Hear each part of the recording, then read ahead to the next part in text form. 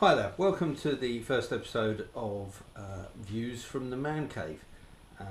My name is Tony, and having watched, being a consumer of many things, automotive, gadget based, all sorts of things, I've always found myself scanning the internet looking for reviews for items, and quite often can't find the type of answers that I want to everyday practicalities or questions. So I thought, you know what, I'll start my own little channel here on YouTube, just reviewing stuff that I buy. None of this has been supplied to me by any of the manufacturers. This is stuff that I've bought through the process of either riding my bike or working with the GoPro, which is being used to record this now. And so what I thought I'd do is give a normal guy's view on some of the items that you might come across. So this could range from anything from crash helmets to boots to motorcycle parts to tools to gadgets to all sorts of things. So I thought for the first one I will start off with a review of the SP Gadgets POV Extender, their point of view camera extender. Now this came about because I was looking to mount the camera on my motorcycle, couldn't find a decent mount, and I'd had a version of this which I'd been using on a ski helmet for some time, but it was cheap and it was plastic, and it broke. Was the easiest way to look at that. So I thought, well, I'll have a look around, and SP, I've used SP in the past. I used one of their cases to keep my GoPro bits in. That's been very good. That's been very ski proof and weatherproof. So I thought I'll have a look at one of their guys. This turned up. It's not expensive. It was less than £20. I'll check the price and put that in the notes because I can't remember off the top of my head. And it's actually pretty good quality. It comes with the usual stuff. Oh, that's one of the worst unboxings ever, but there you go. So a little bit of gadgetry around that. And it comes in a very nice case.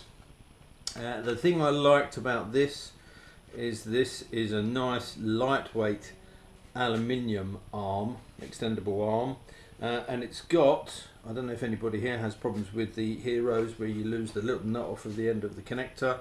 This has actually got machined into it. You probably can't see that on there, but that's got machined into it a little captive nut to hold the extenders. It comes with two screw fit arms. As you can see, if I push that in there in the base, that screws into there quite nicely. What also comes along with this is, if I get it out, a little plastic device which you can put as a key ring, and that actually fits on there, and you can use that to tighten up. He says easily you can use that to tighten up the whatever these bits are called. I don't know what they're called. The one thing I haven't looked at, which I've noticed is unusual. SP have 3 lugs on their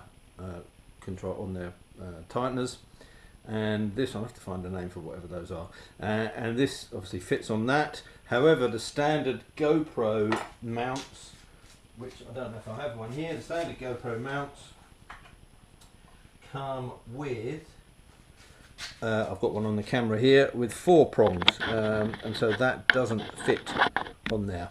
So useful tool, but only if you're going to use it with the SP device there. This is a nice little extender, very lightweight, nice and strong. The last one I had crushed in my backpack, and this area here broke. But what this does enable you to mount the camera onto any of the standard GoPro bases. And let's have a look at the case here. And it gives you quite a nice amount of reach. So if you need to extend something a little bit further out, you can do that. You've got the ability to tilt and move that out and move that around. I've used these in the past on a ski helmet facing there, looking back, which gives a nice little short a view of yourself, and you can flip it around so that you can then film with that. So this is something that I'll try on the motorcycle, both mounted at the rear and at the front, so I will give you an indication of what that comes out like. But I've been very impressed. I must admit the SP stuff generally seems to be pretty good quality. This is very lightweight. The captive nut is nice bit of detailing. The edit tool is good. The only problem with that is obviously it doesn't fit on the standard GoPro screws, but I guess if you're using the SP ones which have got the 3 lugs on, that's not going to be a problem. Packaged up very nicely, a price point which to be honest wasn't a lot more expensive than the plastic one that I bought, but I'm hoping that will prove to be robust, much more robust than the previous one. So that's a very quick brief overview. It's the first one. Leave some comments at the bottom if there's anything you want to make. I know I'm probably going to get trolled on here, but you've got to start somewhere. The idea really of this is to give some really everyday middle-aged man type views of some of the products that we see out there.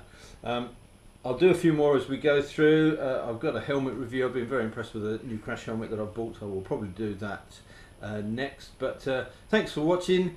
Subscribe if you want to follow these through. I'll try to do fairly regular updates. Depends on how much money I've got to spend on stuff, but we'll run through that. And thanks for watching, and see you again soon. Cheers then, bye.